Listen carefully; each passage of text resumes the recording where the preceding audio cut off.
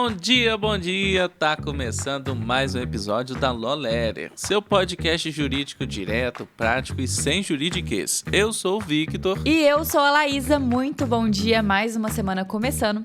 No episódio de hoje, Justiça na calçada em Maceió garante benefício a morador de rua.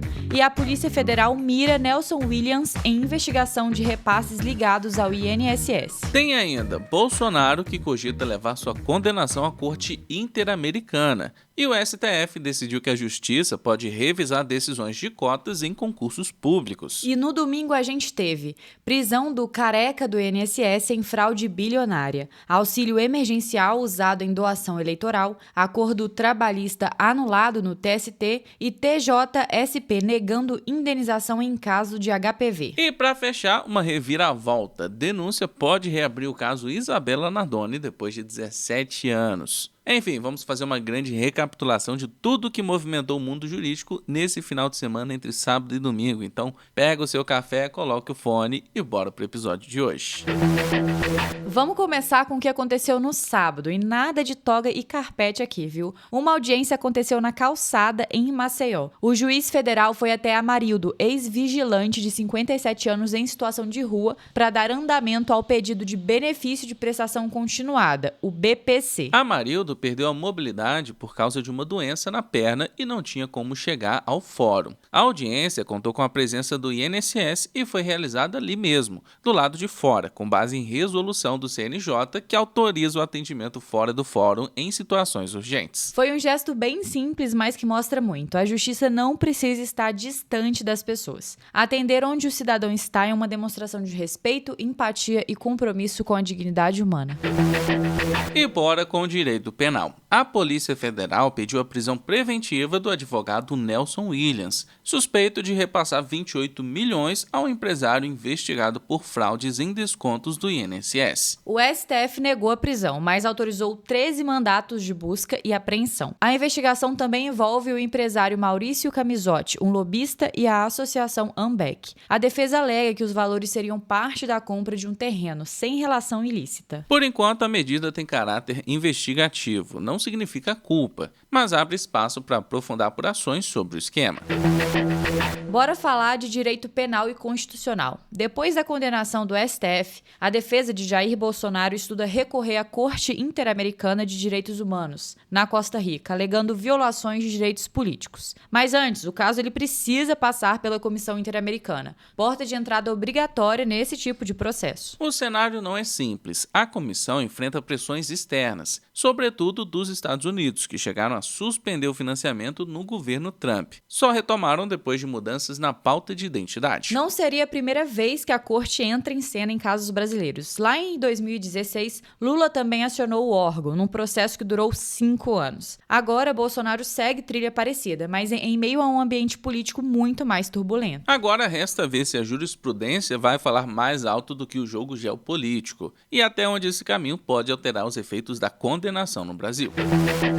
E no direito administrativo, o STF decidiu por unanimidade que decisões das bancas de heteroidentificação em concursos públicos podem ser revistas pelo Judiciário. O tribunal ressaltou que é preciso garantir contraditório e ampla defesa, principalmente quando a exclusão de candidatos parece arbitrária. Segundo o ministro Luiz Roberto Barroso, esse tipo de análise judicial não fere a separação dos poderes e é essencial quando as bancas exageram no achismo e deixam de seguir o edital. A decisão vai orientar os 266 recursos já em tramitação no Supremo sobre esse tema. A tese fixada foi clara. O Judiciário pode controlar atos administrativos de heteroidentificação em concursos para garantir contraditório e ampla defesa, e a análise depende dos critérios e fundamentos usados no edital. Assim, o Supremo estabeleceu um parâmetro vinculante para todo o país. Você já reparou como até no direito a gente vive cercado de gatilhos mentais? Autoridade, reciprocidade, prova social, tudo isso influencia como a gente se comunica e até como juízes e clientes decidem. E foi justamente sobre isso que rolou rolou a última live do Jus Clube no sábado, dia 13 de setembro. A gente estudou o clássico As Armas da Persuasão, de Robert Cialdini, aplicando esses conceitos direto para a prática da advocacia. Foi uma troca e tanto, viu? Não ficou só na teoria. A ideia do Jus Clube é exatamente essa: transformar a leitura em prática jurídica em comunidade. Então, se você aí quer estar mais preparado para comunicar com estratégia e também persuasão, vem com a gente. O link da comunidade no WhatsApp está na descrição desse episódio. Agora vamos para as notícias de domingo. A Polícia Federal prendeu Antônio Carlos Camilo Antunes, conhecido como Careca do INSS, acusado de liderar um esquema de descontos indevidos em aposentadorias e pensões. Mesmo sem nunca ter sido servidor público, ele é apontado como figura central na intermediação entre entidades associativas e servidores do INSS. Segundo a PF, as empresas de Antunes recebiam repasses de associações que descontavam valores diretamente dos contra-cheques de beneficiários. Parte desse dinheiro era repassado a servidores. Só uma das empresas dele movimentou 11,9 milhões de reais em 8 meses. Mas afinal, onde que entra Nelson Williams nessa história? O advogado ele é investigado por possíveis vínculos financeiros com Maurício Camisotti, operador de entidades que recebiam os repasses indevidos. O COAF apontou que o escritório de Williams teria sido usado em movimentações ligadas ao esquema. Até agora, não houve acusação formal. Trata-se de apenas uma apuração preliminar sobre eventual envolvimento indireto.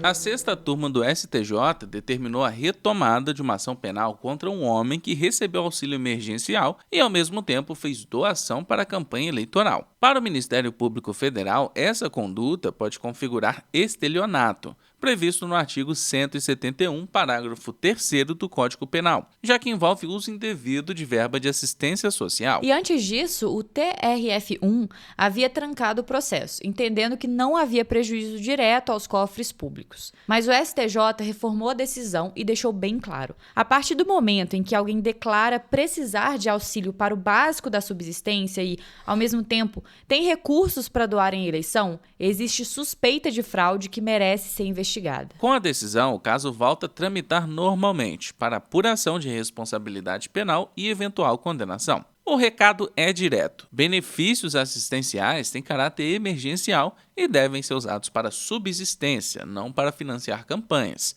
Se houver abuso, a Justiça pode enquadrar como crime contra a administração pública.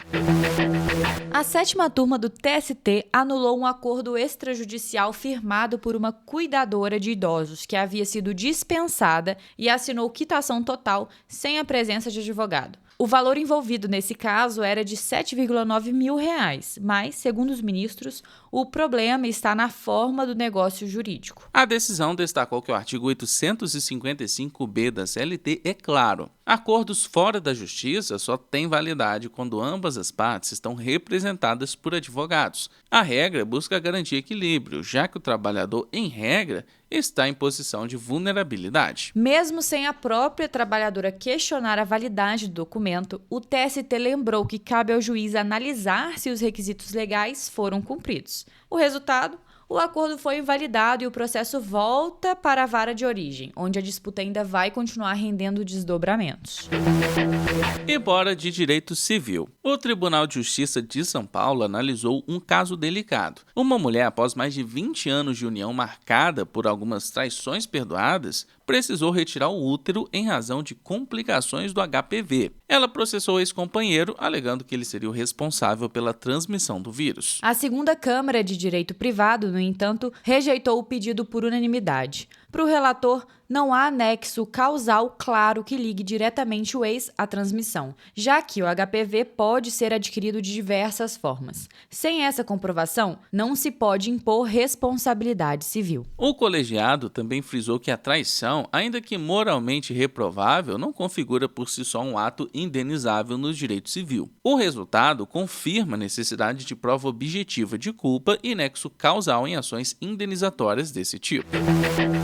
Um dos crimes mais chocantes do Brasil pode ganhar um novo capítulo. Uma denúncia recente aponta que o avô paterno de Isabela Nardoni teria participado da morte da menina em 2008. O dado veio de uma policial penal que afirma ter ouvido a confissão de Ana Carolina Jatobá, madrasta da vítima, já condenada junto com Alexandre Nardoni. Até hoje, o caso era considerado encerrado, com trânsito em julgado das condenações. Mas, se o Ministério Público de São Paulo entender que a denúncia traz elementos consistentes, pode sim ser aberto um novo inquérito. O ponto central é a existência de novas provas, e é isso que a acusação tenta demonstrar. O Código de Processo Penal, em seu artigo 18, dá respaldo a essa possibilidade. Abre aspas. Depois de ordenado o arquivamento do inquérito pela autoridade judiciária, por falta de base para a denúncia, a autoridade policial poderá proceder a novas pesquisas, se de outras provas tiver notícia. Fecha aspas. Ou seja, se surgirem indícios concretos, a polícia pode sim voltar a investigar. Vale lembrar que esse tipo de reabertura não fere a coisa julgada penal. O que se busca não é rever a condenação já aplicada a Alexandre e Ana Carolina, mas verificar se outras pessoas também tiveram participação no crime. É uma aplicação prática do princípio da verdade real, que guia tanto a atuação do Ministério Público quanto da polícia. E por hoje é só, nosso episódio vai ficando por aqui. Muito obrigada a você que escutou a gente nessa manhã de segunda-feira. E amanhã, terça-feira, pontualmente às 6 da manhã, a gente tá junto de novo. E antes de encerrar, eu quero agradecer a todo mundo que bateu ponto na edição passada e comentou no nosso episódio. A Dali Viegas, Alana, Bela, Bárbara, Diego, Luiz Ló, que comentou aqui que nunca ganha um oi. Então, oi. Nossa senhora. Inclusive falou aqui que se fizerem uma caneca, ele compra, hein? Eu quero ver, eu vou cobrar isso daí, Luiz. A Ciborgue, Bia Ferreira, Fabrício Menezes, Cielen Freitas, Priscila Oliveira, que disse inclusive que tá escutando a gente direto de Poá, São Paulo. Tem também o Thales, Lara, Eduarda, Nonato, Nadine, Guilherme, Renato Martoni, Eleilson, Caio Rocha e Felipe Calou. Muito obrigado a todos que comentaram e se você ainda não tiver batido o seu ponto, comenta aqui no episódio de hoje. Temos uma semana longa pela frente, a gente se vê todos os dias até a sexta-feira. Então aproveita, já deixa o comentário aqui quais as expectativas para essa semana. O que vocês estão estudando, como que tá o trabalho de vocês e a gente se encontra amanhã. E já sabe, segue a gente no seu tocador de podcast favorito, ativa o sininho para não perder nenhum episódio e avalie a gente com 5 estrelas, porque ajuda bastante. Compartilha também o episódio lá nos stories e marca a gente no @lo.lerer. Bons estudos, bom trabalho e até amanhã.